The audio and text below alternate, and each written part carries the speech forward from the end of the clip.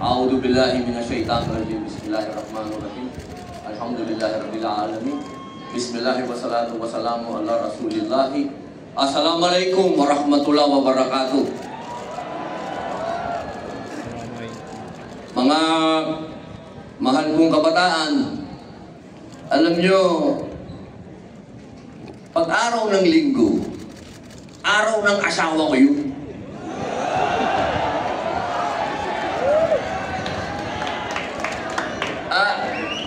Ang asawa ko ay bata. Pero inilaan ko ang araw nito sapagkat maraming dahilan. Unang dahilan, Cavite ito. Gusto kong dumapo sa Cavite sapagkat dito sa lugar na ito, maraming revolusyonaryong katipunero. Pangalawa, ROTC ito. Kailangan gumising ako ng masyadong maaga para bumiyahe ng Cavite. Pangatlo, nandito si Senator Tol Tolentino.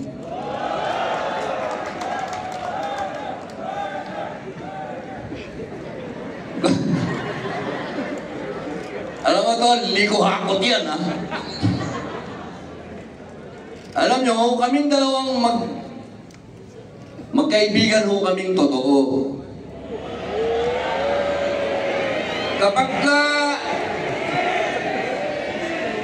Kapag nagbasa kayo ng dyaryo, nagbasa kayo ng manood kayo ng social media, pinag-aaway kaming dalawa.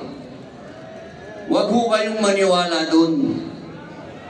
Dahil ako, sasabihin ko na sa inyo, kung meron hong isang tunay na senador diyan sa Senado, yan ho ay si Senator Tol Tolentino.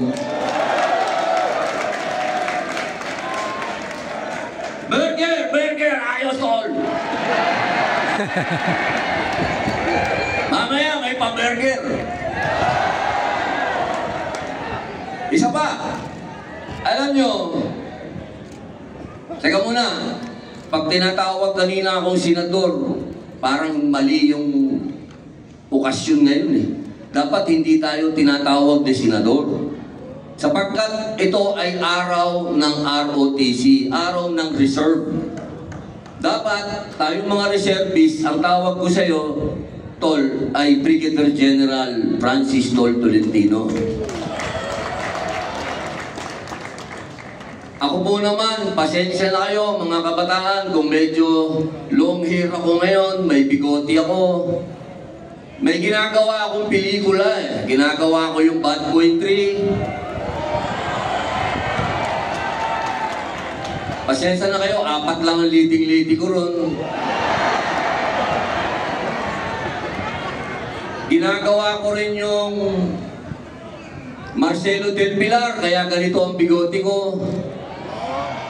At gagawin ko pa yung Gringo Unasan.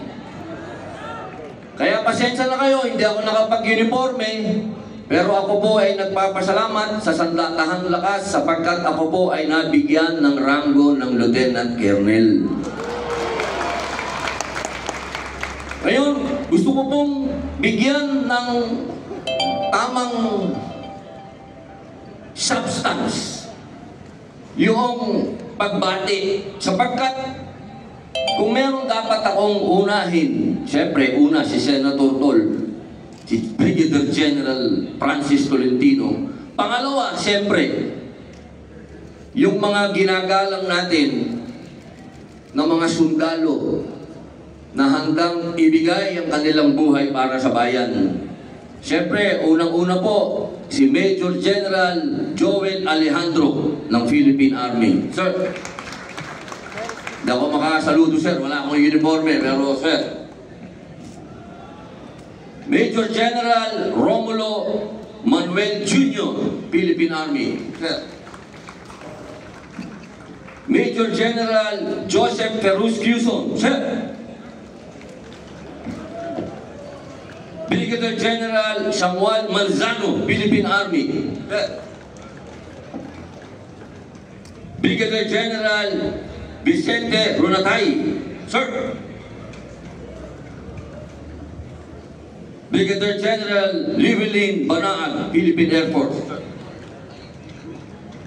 Mga mahal kong kabataan, alam ninyo, kung meron akong dapat hangaan, kayo yun. Bukod sa nasa kainitan kayo ng araw ngayon, sumisingaw pa yung lupa, ang sakit sa ulo niyan. Pero kitang-kita ko ang pagtitiis nyo at pagmamahal nyo sa ROTC. Napakaganda ng inspirational message ni Senator Tol Tolentino. Wala nang gaganda pa doon, mahirap ng pantayan yun. Pero isa lang, ang gusto kong itanim ninyo sa puso't isipan ninyo. Tayong mga Pilipino ay hindi tuta ng kahit na sino. Tayo ay malayang bansa. At yung kalayaan na yan, kayo ang magtatanggol niyan. Kayo yung mga tinatawag na matatapang talaga, hindi katulad ng mga kabataan na magaling lang sa keyboard, sa social media. Ang tatapang sa social media pero ayaw mag-ROTC. Pambihira. Kung makapaghamon, akala mo ang tatapang pero ROTC lang ayaw gawin. Alam nyo, hanggat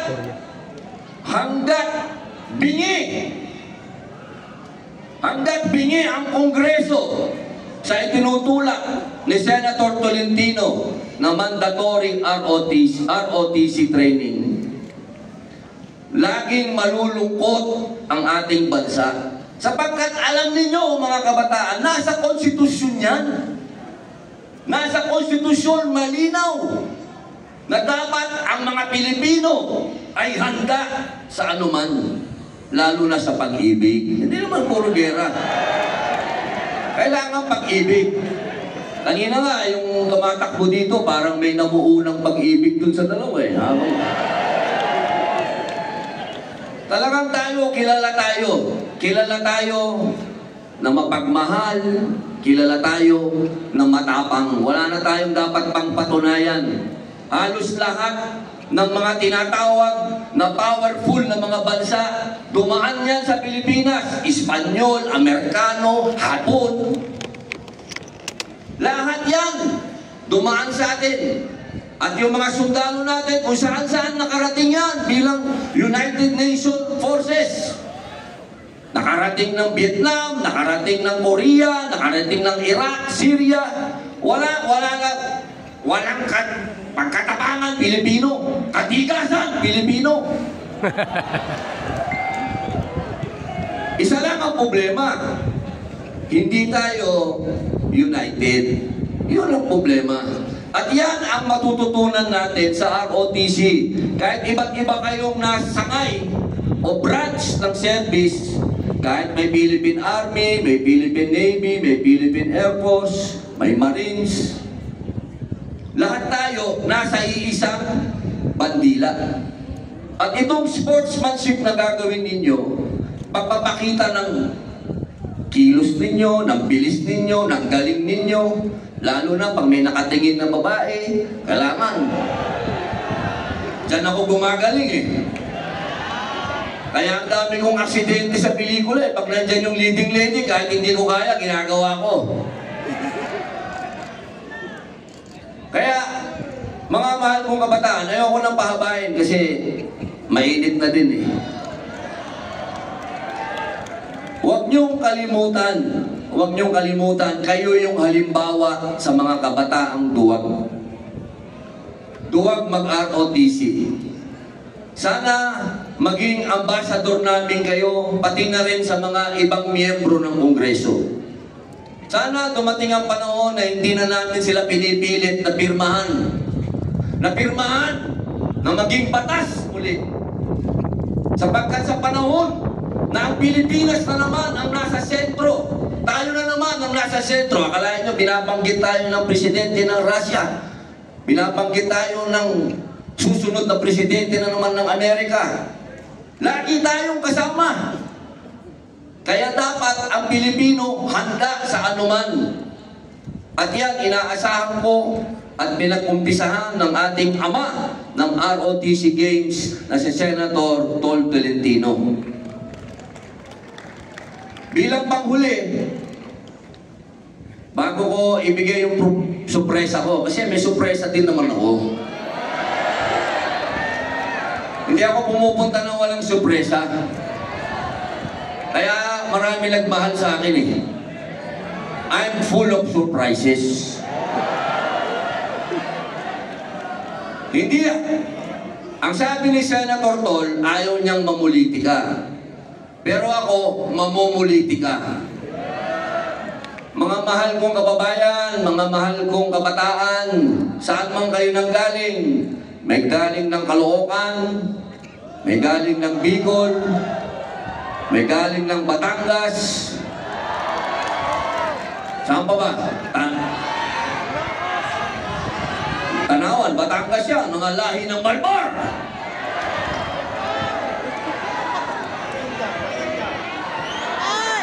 Cordillera! Mga Kailian! Nueva Vizcaya! Padilla Country yan! Bulacan! Mamumuliti ka na ako sa inyo. Patawarin mo ako, Tol. Pero sana, hindi ako mangangampanya, bawal pa. Pero sana, tandaan ninyo yung pangalang Francis Tol Tolentino. Ako na nagsasabi sa inyo, kaya kong ipagpalit ang pagiging senador ko sa kanya. Ganyan ang bilib ko sa taong yan. Hindi kayo magkakamali dito. Hindi ako nangangampanya, ha? Sinisigurado ko sa inyo, magiging maganda ang kinabukasan ng Pilipinas kay Francis Tol Tolentino. Palakpakan po natin. Ngayon, sa sorpresa ko, alam nyo, si Robin Padilla, maraming komersyal. At ang isa sa komersyal ko, yung The Gun Store. The Gun Store. Nag-renew ako ng kontrata. Siyempre, pag nagre-renew ng kontrata, may down payment. Yung down payment, ibibigay ko sa inyo. Mahina, huwag na lang!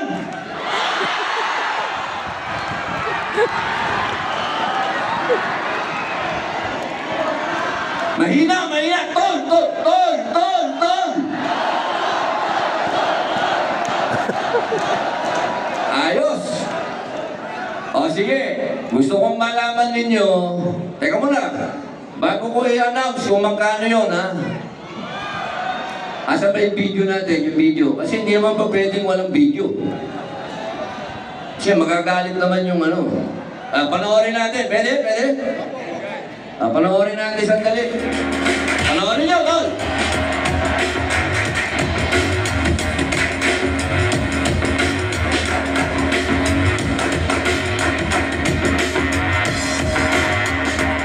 Ang dami ko pong baril dyan, yung sa The Gun Store, CJ.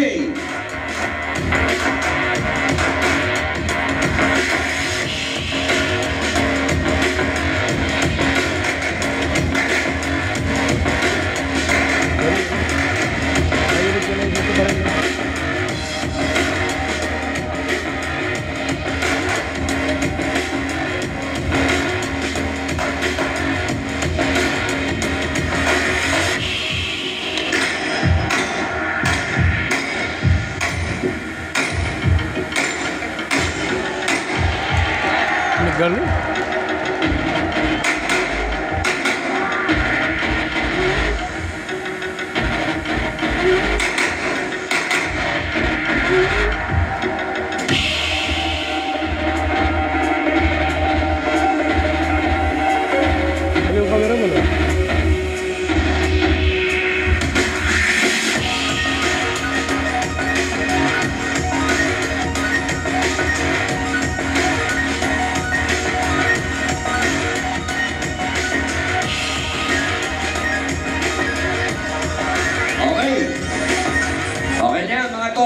makabili pa kayo ng baril, wag muna.